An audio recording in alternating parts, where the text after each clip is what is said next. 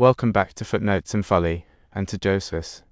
I am Professor Reginald St. John Pemberton, and this is Part 18, the opening of Book 4 of the Wars of the Jews. We left Vespasian methodically grinding down Galilee, now he finishes it.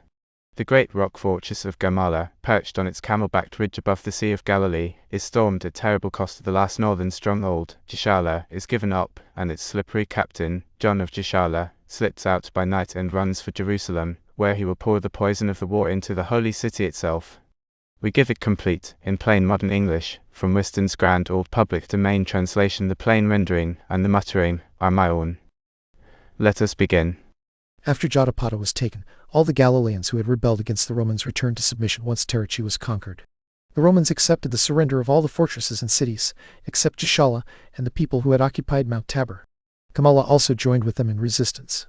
It was a city opposite Terrichi, on the far side of the lake, and it stood on the borders of Agrippa's kingdom, as did Sagana and Seleucia. Both of those belonged to Gaulonitis, Sagana to the region called Upper Gaulonitis, and Gamala to Lower Gaulonitis. Seleucia stood by Lake Semechuitis, a lake 30 furlongs wide and 60 furlongs long. Its marshes stretch as far as Daphne, a place otherwise very pleasant, with springs that feed the stream called the Little Jordan beneath the temple of the Golden Calf, after which it flows into the Great Jordan. At the very beginning of the revolt from the Romans, Agrippa had bound Sagana and Seleucia to himself by treaties. Gamala, however, did not join them. It trusted instead in the strength of its position, which was even harder to attack than Jotapata. The city stood on a rough ridge of a high mountain, with a sort of neck in the middle. From the point where it begins to rise, it stretches out and slopes downward as much in front as behind, so that in shape it resembles a camel, from which it takes its name, though the people of the country do not pronounce the word exactly. On its sides and front are steep places cut off from the rest and ending in immense steep valleys. The rear, where it joins the mountain, is somewhat easier to climb than the other approaches, but the inhabitants cut a slanting ditch there and made that ascent difficult as well. Houses were built thickly and closely together on the steep, straight slope. The city seemed to hang in such a strange way that it looked as if it might collapse upon itself, so sharp was its summit. It faced south, and the southern height, rising to an enormous elevation, served as a citadel for the city. Above it was a precipice, unwalled, that dropped to an immense depth. There was also a spring of water inside the wall, at the farthest edge of the city. Gamala was already hard to take by nature, and Josephus had made it stronger still by building a wall around it, as well as by adding ditches and underground mines.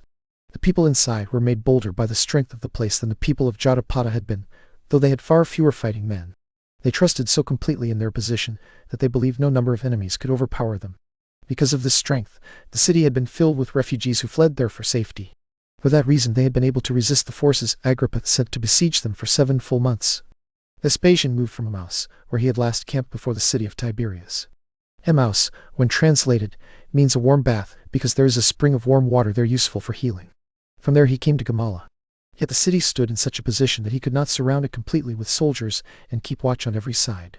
Wherever the ground made it possible, he stationed guards, and he seized the mountain that overlooked the city. While the legions, following their usual practice, fortified their camp on that mountain, he began raising siege banks below, on the eastern side, where the highest tower in the whole city stood and where the 15th Legion made its camp. The 5th Legion took its position opposite the middle of the city, while the 10th Legion filled up the ditches and valleys. At this time King Agrippa came near the walls and tried to speak to the men on them about surrender. One of the slingers struck him with a stone on his right elbow, and his own men immediately gathered around him. The Romans were then stirred to press the siege, partly from anger over what had happened to the king, and partly from fear for themselves.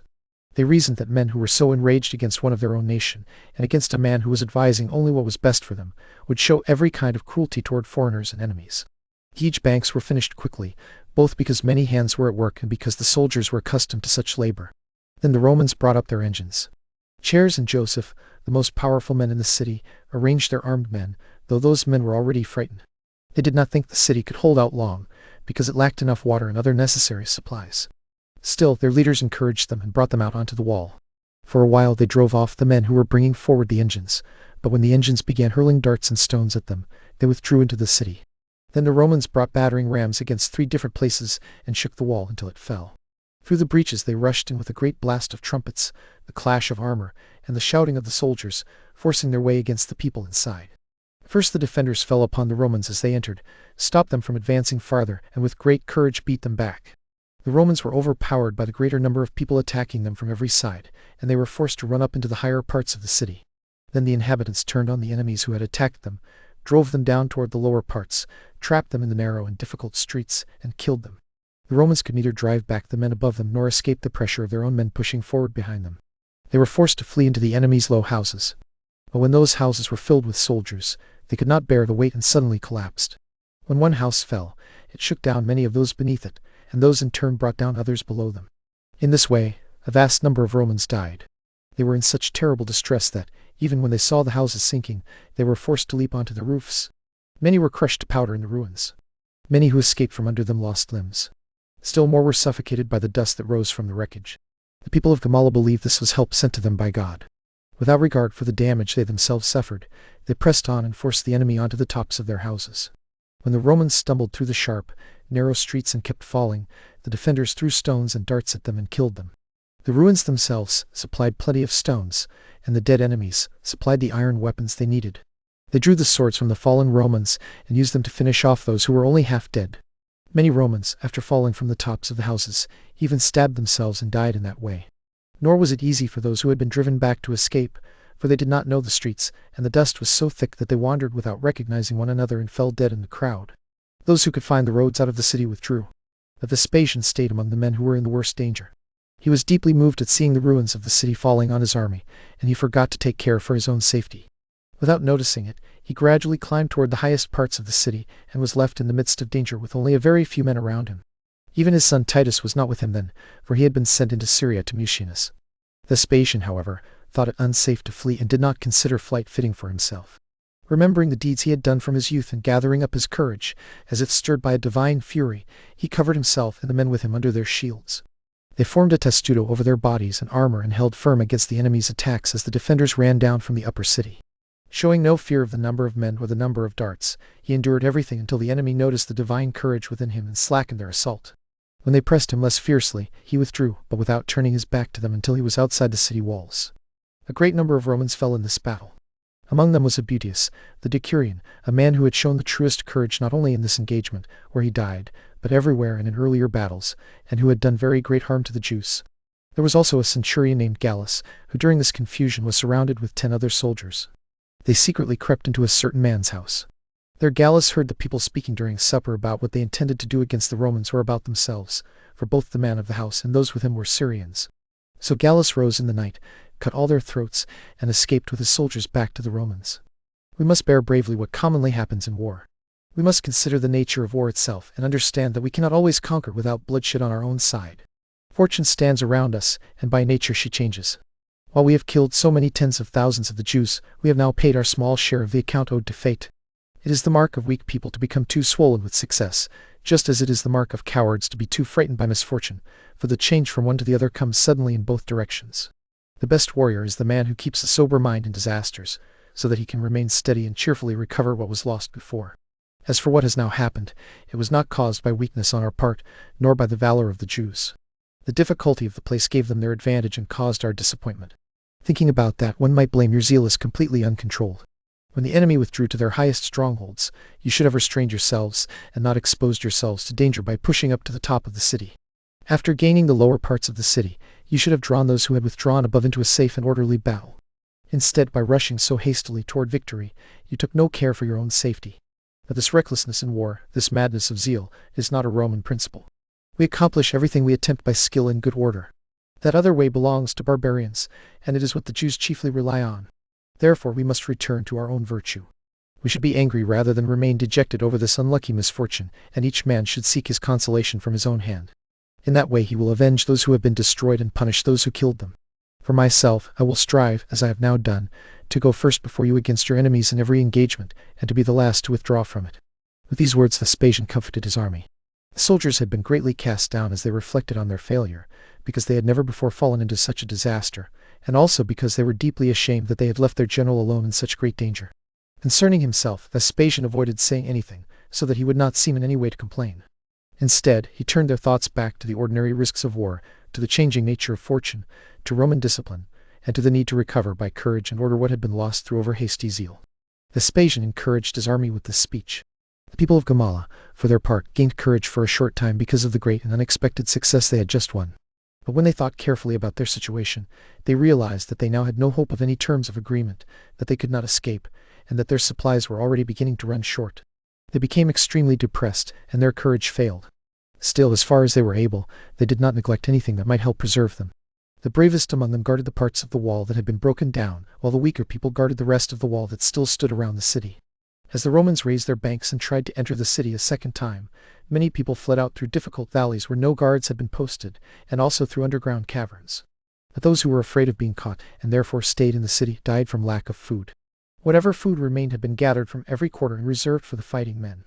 These were the desperate conditions of the people of Gamala. Meanwhile, during the siege, Vespasian turned aside to another task, subduing those who had seized Mount Tabor. This place lies midway between the Great Plain and Scythopolis. Its summit rises as high as 30 furlongs, and its northern side is very hard to climb. The top is a plain 26 furlongs around, and it is entirely enclosed by a wall. Josephus had built this long wall in 40 days, and had supplied the place with other materials and with water from below, since the inhabitants normally used only rainwater. Because a great crowd had gathered on this mountain, Vespasian sent Placidus there with 600 horsemen. Since Placidus could not climb the mountain, he invited many of them to make peace, offering his right hand as a pledge of safety and promising to intercede for them. They came down, but with a treacherous purpose, just as he also had a treacherous purpose toward them. Placidus spoke gently to them because he hoped to seize them once he had brought them into the plain. They came down as if accepting his proposals, but they intended to attack him when he was not expecting it. Yet Placidus's stratagem proved stronger than theirs. When the Jews began to fight, he pretended to flee. As they pursued the Romans, he drew them far out across the plain, then turned his horsemen back against them. He defeated them, killed a great number, cut off the retreat of the rest of the multitude, and prevented them from returning. So they abandoned Tabor and fled to Jerusalem. The people of the country, because their water failed, made terms with Placidus and surrendered both the mountain and themselves to him. Among the people of Gamala, the bolder ones fled away and hid themselves, while the weaker people died by famine. The fighting men endured the siege until the 22nd day of the month Hyperberetius, that is, Tisri. Around the morning watch, 3 soldiers of the 15th Legion got beneath a high tower near them and undermined it without making any noise. The guards did not notice them either when they approached it during the night or while they were underneath it. The soldiers took care to make no sound when they came, and after they had rolled away 5 of the strongest stones, they hurried off. Then the tower suddenly fell with a tremendous crash, and its guards fell headlong with it. Those keeping watch in other places were thrown into such disorder that they ran away. The Romans also killed many of those who dared to oppose them. Among them was Joseph, who was struck down by a dart as he was running away over the broken part of the wall. The people inside the city were terrified by the noise. They ran here and there, and a great panic came over them, as if the whole enemy force had rushed in upon them at once. At that moment Chares, who was ill and under the care of physicians, breathed his last. The fear he felt contributed greatly to making his sickness fatal. But the Romans remembered their earlier disaster so well that they did not enter the city until the 23rd day of the same month. At that time Titus had returned.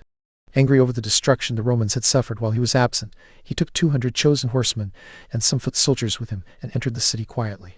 When the watchmen noticed that he was coming, they raised an alarm and took up their weapons. As soon as his entrance became known to the people in the city, some seized their children and wives, dragged them along, and fled toward the citadel with lamentations and cries. Others went out to meet Titus and were continually killed.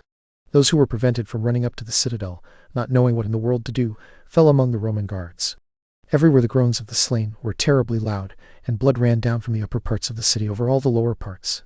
Then Vespasian himself came to help against those who had fled to the citadel, bringing his whole army with him. This upper part of the city was rocky on every side, difficult to climb, raised to a vast height, crowded everywhere with people and surrounded by precipices. From there the Jews cut off those who came up against them, and did great harm to others with darts and with large stones that they rolled down. They stood so high above the Romans that the enemy's darts could scarcely reach them. Yet a divine storm arose against them, and became an instrument of their destruction. It carried the Roman darts toward them, while the darts they threw were blown back and driven away from them at an angle. The Jews could not stand securely on their precipices because of the force of the wind, since there was nothing stable for them to stand on, nor could they see those who were climbing up toward them. So the Romans reached the top and surrounded them. Some they killed before they could defend themselves, and others while they were surrendering. The memory of those who had been killed during the Romans' first entrance into the city now increased their fury against the people of Gamala. A great number of those who were surrounded on every side and had lost all hope of escape threw their children, their wives, and themselves down the precipices into the valley below, which near the citadel had been hollowed out to a vast depth. In the end, the anger of the Romans proved less extreme than the madness of those who were captured. The Romans killed 4,000, while the number of those who threw themselves down was found to be 5,000.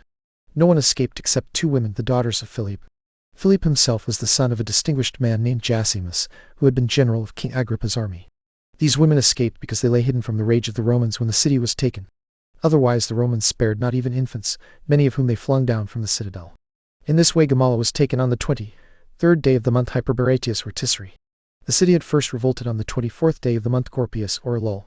No place in Galilee remained to be taken except the small city of Gischala. Most of its people wanted peace, for they were generally farmers, and had always devoted themselves to cultivating the fruits of the earth. But many members of a band of robbers, already corrupted, had slipped in among them, and some of the leading citizens had fallen into the same disease. John, the son of a man named Levi, drew them into rebellion and encouraged them in it. He was a cunning scoundrel, able to change his manner to fit many situations, reckless in hoping for great things and very shrewd in carrying out what he hoped to achieve. Everyone knew that he loved war because he wanted to force his way into authority. The seditious part of the people of Gischala was under his control. Through them, the common people, who seemed ready to send ambassadors and surrender, instead waited for the arrival of the Romans in battle order. Vespasian sent Titus against them with 1,000 horsemen. He withdrew the 10th legion to Scythopolis and returned himself to Caesarea with the other 2 legions, so that he could let them recover after their long and difficult campaign.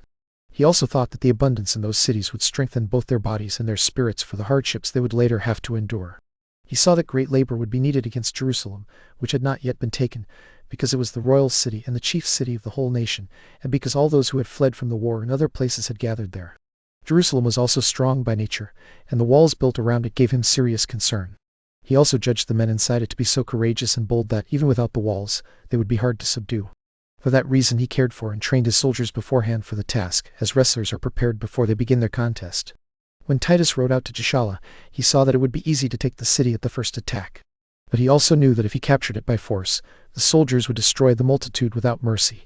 He was already weary of bloodshed, and he pitied the greater part of the people, who would perish without distinction along with the guilty. So he preferred that the city be surrendered to him on terms. When he saw the wall filled with men from the corrupted party, he addressed them. "I cannot help wondering what you are relying on, when you alone remain to fight the Romans after every other city has been taken by them. You have seen cities far better fortified than yours overthrown by a single attack. As many as have trusted themselves to the security of the Romans' right hands, which I now offer to you, are living safely in possession of their own property, without regard to their former insolence. While you still had hope of recovering your liberty, you might have been forgiven. But to continue your opposition when you see that liberty is impossible is inexcusable. If you will not accept such humane offers, and these right hands pledged for your safety, you will experience a war that spares no one. You will soon understand that your wall is a small thing when battered by Roman engines. By trusting in it, you show yourselves to be the only Galileans who are nothing better than arrogant slaves and captives." None of the common people dared to answer Titus, or even to go up on the wall. The whole wall was occupied by the robbers, who also guarded the gates to prevent anyone else from going out to propose terms of submission, or for receiving any of the horsemen into the city. John therefore gave Titus this reply: "As for myself, I am willing to listen to your proposals, and I will either persuade or force those who refuse them. But you ought to show regard for the Jewish law and allow us to celebrate this day, which is the 7th day of the week. On it is unlawful not only to move our arms, but even to negotiate for peace. Even the Romans are not ignorant that the 7th day among us is a rest from all labor.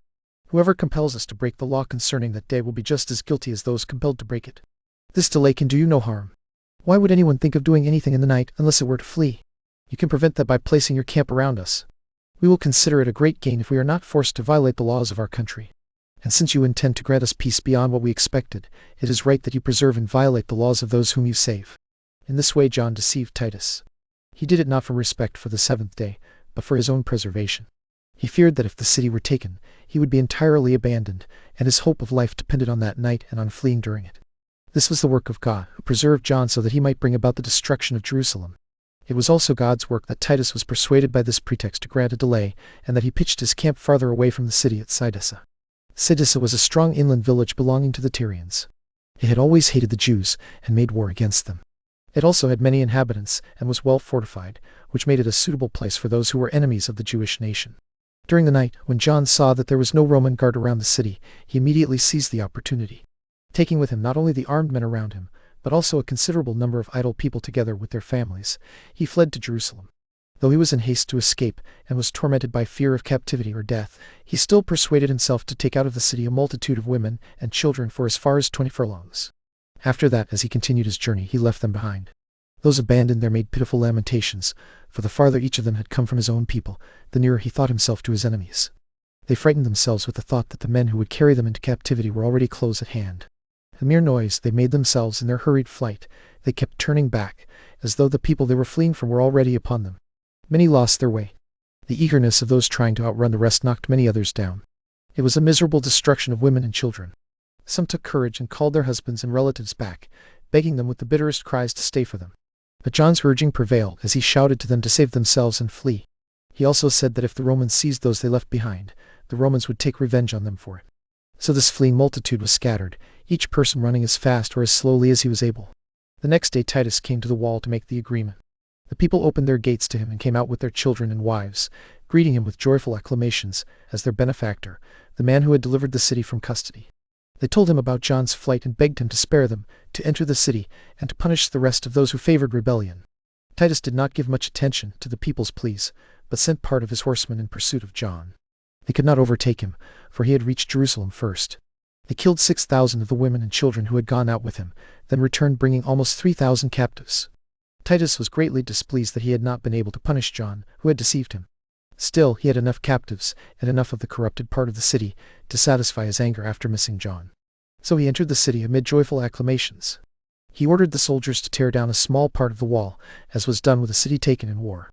As for those who had disturbed the city, he restrained them more by threats than by executions. He thought that if he tried to distinguish those worthy of punishment from the rest, many people would accuse innocent persons because of private hatred and quarrels.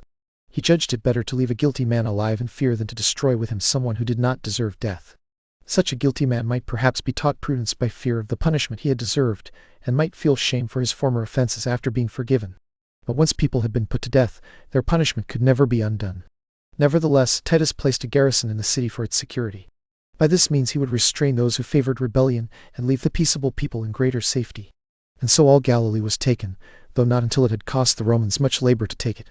And there we will pause, with Galilee subdued at last and John of Gischala loose inside Jerusalem, a wolf let into the fold. Next time, in part 19, the fanatics he stirs up the zealots seize the temple by force, lock the gates against the nation's own leaders, and set up a high priest of their own by lot. Mind the footnotes, and beware the folly.